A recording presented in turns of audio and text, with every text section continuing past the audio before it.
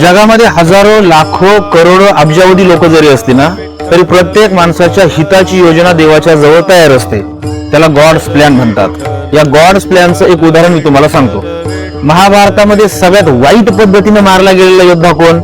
अभिमन्यू. अभिमन्यूच्या इतकं वाईट कुणालाच मारलं गेलं नाही महाभारतामध्ये.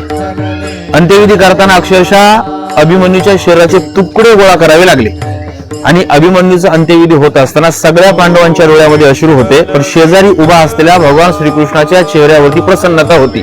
भीमाने ते पाहिलं. भीम देवाच्या जवळ गेले आणि भीमाने देवाला विचारलं की आमच्या कुटुंबाचा वारस इतका वाईट पद्धतीने मारला गेलेला असताना तुझ्या चेहऱ्यावरती ही प्रसन्नता कशी काय? तू एवढा निर्दय कसा काय वागू शकतो?